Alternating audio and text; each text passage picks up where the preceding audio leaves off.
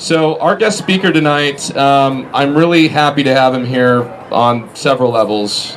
He's special to us in several ways.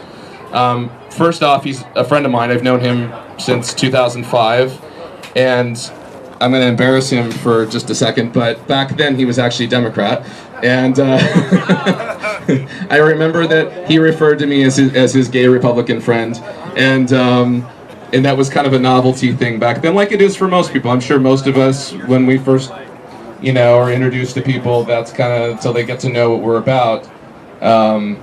That's what they think of us as. And over the years, Juan had a change of heart, and we lost contact for a while. And the next time we reconnected was when I saw what happened to him after coming out of a Trump rally.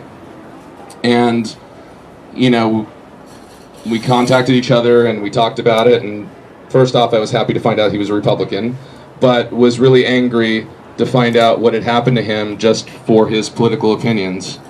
And that's how our group got involved. He's a log cabin member of San Jose. We want to make sure that our own is defended, but also just for democracy and for our country, this is something that's really important, and that's what he's going to be here to talk to us tonight. So without further ado, please give a round of applause to Juan Hernandez.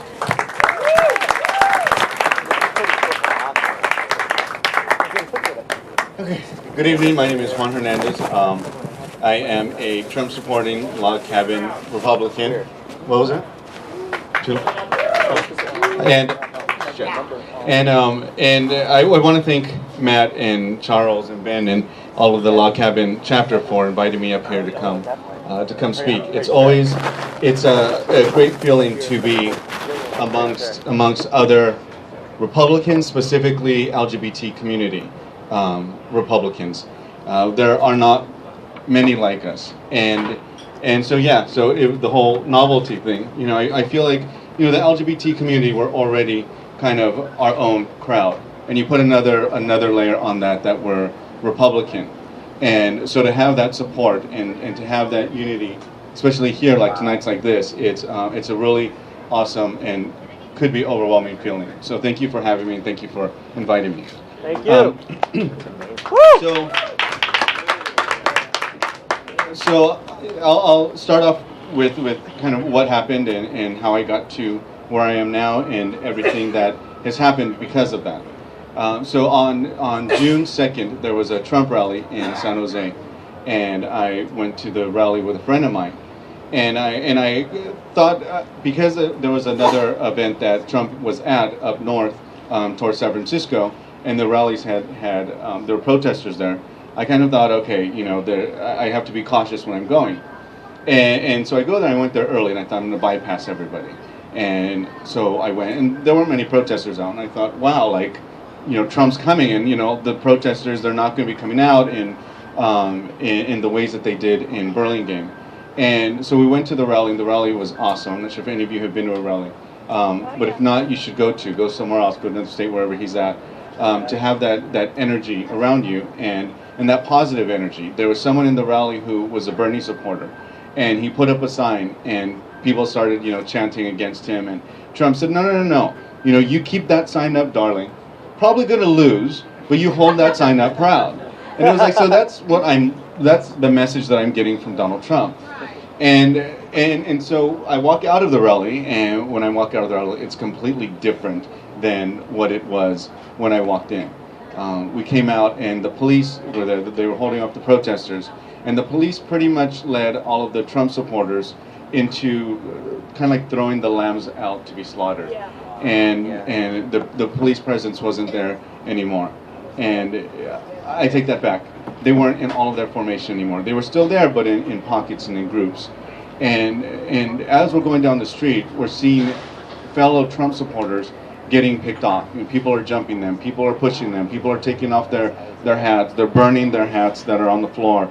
The American flags are burning. It was like seeing like Armageddon. It was a terrible feeling that you want to help the people, other fellow American citizens, getting beat up and getting attacked just for going for a rally of who they support. But at the same time, it's like you want to help them, but you see the law enforcement standing around just watching.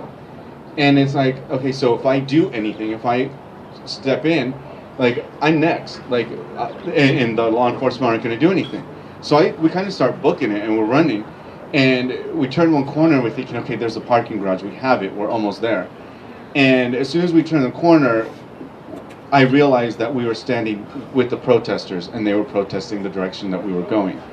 And so we had our Trump hats, and we had our signs with us. We weren't holding them up and doing any kind of antagonization or anything like that. And they made eye contact with us. They saw that we were Trump supporters, and they came up to us, and they hit my friend in the back of the head, and they just started swinging. And so there was 3 of them. I think there was 3 of them on me, and there was about 3 of them on him. During the actual attack, I don't know where my friend went, but I knew that he had people on him, and I just kind of got in a fetal position, standing up, and just held on, because there were so many people on me, and I can feel the blows coming from all over. And I thought, if I go down, like, if I've seen a lot of movies where, you know, someone gets kicked down and then that's it, and I didn't want to go there. And so I'm adrenaline kicks in. I didn't know the power of adrenaline until I was getting assaulted. And so when I came up and I was going to try and do some kind of defense, fist came in and it hit my nose. So as soon as the contact, the blood just started pouring out of my nose.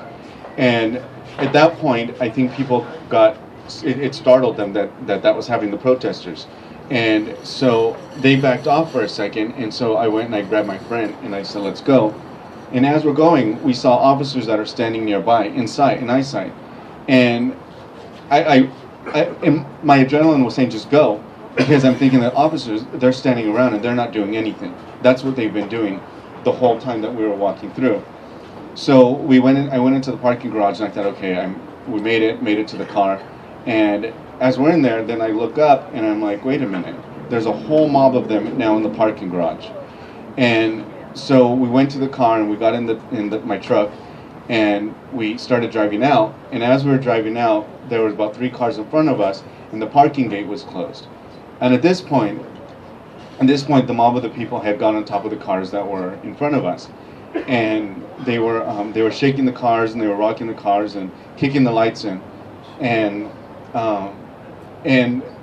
so I'm thinking, just go through the parking garage and we can get out of here, because the cops are around, the car's on top. It's like, it's going to happen again. So I guess the parking garage, the gate opened, and we all took off.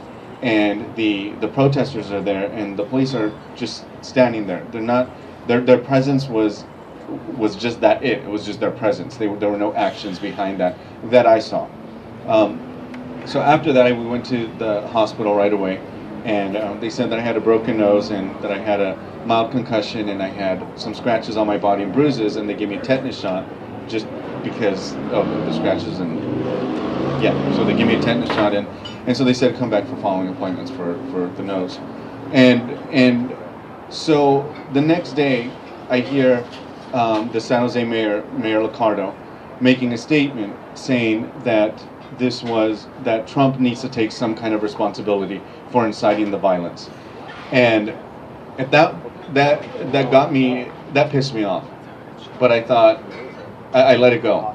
But then he came out with a statement that said something like, we had the police and the law enforcement had to watch out, because if the law enforcement were to throw a baton out into the crowd, it was going to be a media circus and a huge controversy for them. So instead, they let all of us get attacked, and the law enforcement just stood around as people were getting assaulted. So that controversy that he didn't think he was going to have, he has to be accountable for what happened, and for the law enforcement just standing there and not doing anything. We have people, since then, we have filed a lawsuit. There's 14 of us. There's a class action lawsuit. Yeah. Woo! Yeah!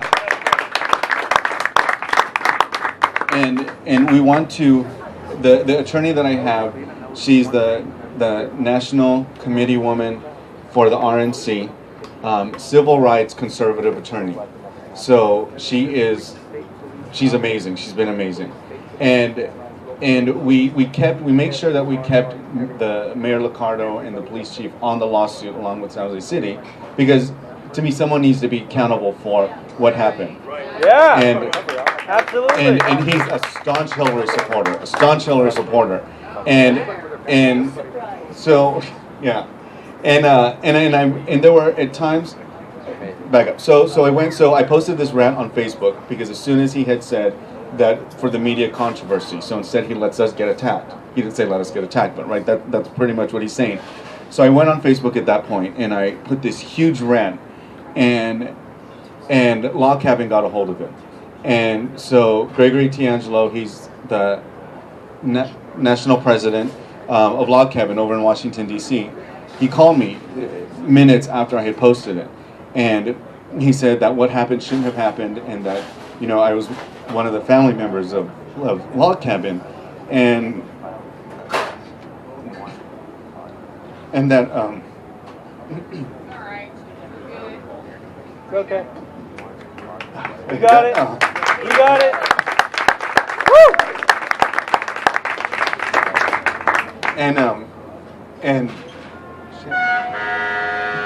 And he said that that in Log Cabin we're a family, and it doesn't matter if we know each other, but we're still a family. And he said, and we take care of our own. So at that point, he told me that he wanted to post it on Twitter, and on his Twitter account when that was happened to be ready for media to be contacting me for that it's going to get out now in the public. So as soon as he did that, I thought, okay, fine. I have no idea. I think maybe like a news magazine is going to be calling me. As soon as he posted that, the media just poured in. LA, he had talked to the LA chapter of Log Cabin. They reached out to me and gave their support and knew that this can't happen. When I tell my nephews and nieces who are also Republicans that I went to this Trump rally and I got assaulted just for going to support who I want to support, and seeing the look on their face that in 4 years when he's going to be able to go out and vote, like for him to think, oh, this is what's going to happen, now I can't go out and support, like that's my motivation, that this can't be set up for the next generation, that the thugs, the liberals, whoever it is, that they can draw the moral line, right? It doesn't matter whether or not anyone incited. It doesn't matter whether anyone incited that was attacked. That has nothing to do with it. They get to draw their moral line where it's like, okay, yeah, we can do all this stuff to you, but the minute you flip us off, the minute whatever you do, whatever you want, then we can go ahead and assault you, and they think they're justified. And so Log Cabin was the absolute support that gave me to keep pushing forward, that someone has to be accountable for it. So they flew up from Los Angeles to do a press conference in San Jose. Gregory Tiangelo came also from Washington, D.C., and that amount of support that I had, that I'm not in this alone, and that something is now going to change. So that's when I got connected with Harmeet, and we talked about filing the lawsuit. Since then, the campaign reached out to me. They've been a huge support in all of this. Charles Moran and I are it's an amazing feeling that a Republican campaign has reached out to us and wanted us to start a California LGBT coalition for the Trump campaign. So Charles and I are the co-chairs of that. So that's a pretty amazing feeling. It's a pretty amazing feeling that like we're at that level now where we're being supported. So at that point, media, my world completely changed, and I went and I did a lot of media runs. Different outlets contacted me, and I wanted, based on what happened, and I wanted to keep the story current because I knew we were going to be filing a lawsuit, and I didn't want the story to die. And I knew that if this were the other side, and I was a Democrat, and I was talking to someone else, I would be in the White House already. I would have been meeting with Obama if that would have happened. Yep. And so Obama sucks. With cereal. Obama sucks. And so they've been a huge support of giving me the strength to keep going, to not letting this die. So now what's happened? Went to the RNC, had an amazing experience over there, and coming back now, the lawsuit has taken full kick in. Right before we left, the lawsuit was filed. Now from this point, they passed I'm trying to think what I'm able to say. So we had a hearing, and there is negligence that came up that they allowed to have, that the judge approved. So the police chief and the Mayor Liccardo are still on the lawsuit that's filed, and it's still going to continue. So there's a trial date that's set, and now someone is going to be accountable. Now people are going to be going on oath as to what happened.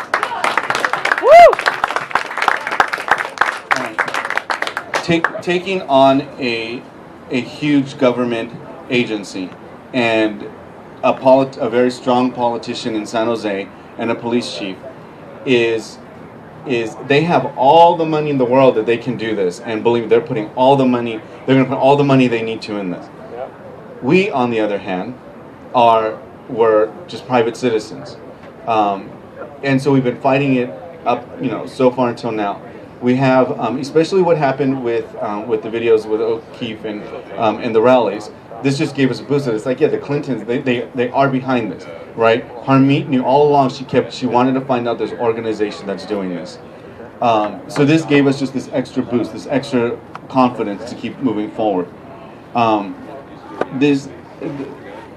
We started a GoFundMe account because it's getting to be expensive, right? The investigators, all the court fees, everything that's happening. The GoFundMe account isn't for us. It's not for the plaintiffs. It doesn't go into the pocket of our attorney. It goes for the thousands of dollars that each thing costs to keep continuing on. There's been a trial date that's been set in April of 2018, but it's been set that far, and there are other hearings that they couldn't figure out a date to set because there's also other trials that are set, and it's at the bar. There's hearings set between that because they have to get discoveries 90 days, and the other side has to receive it for 90 days, and it just goes back and forth, and so that's why it's set out so far. The positive thing is that there's a trial set, and that someone's going to be accountable. Yeah. So all right. Woo!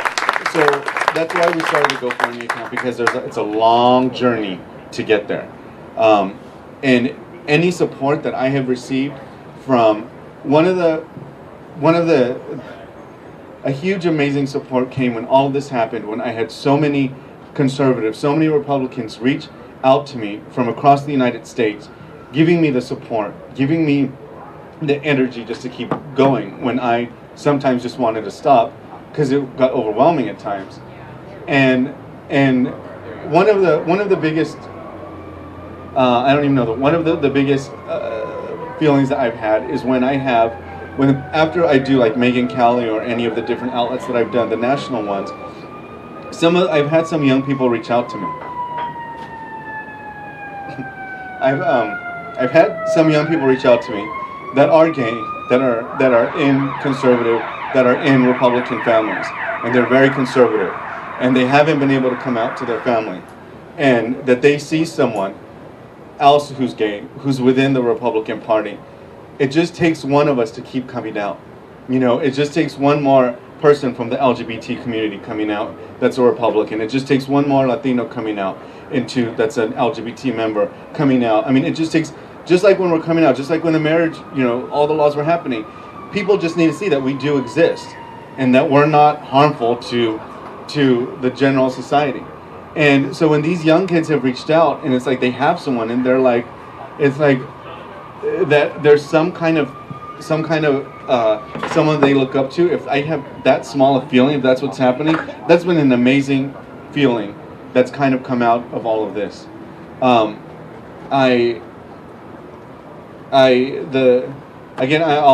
end with that. Log Cabin has been everything to me.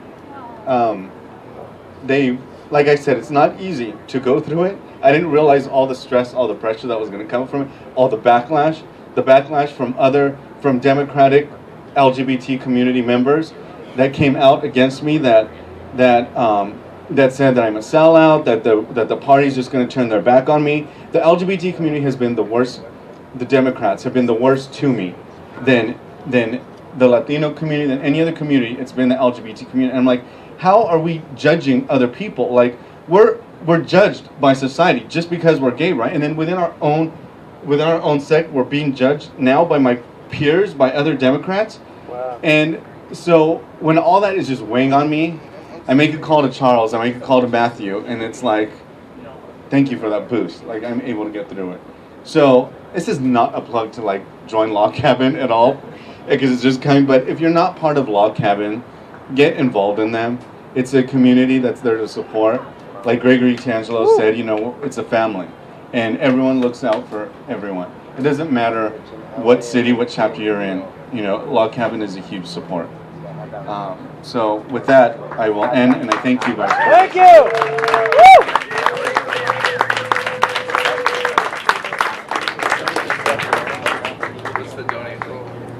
I'm sorry. So the donation link, if you go to Facebook, it's facebook.com//Justice in San Jose, and from there it will take you a link to the GoFundMe account, because Awesome. there will be justice in San Jose. Yeah. And they will be. Amen.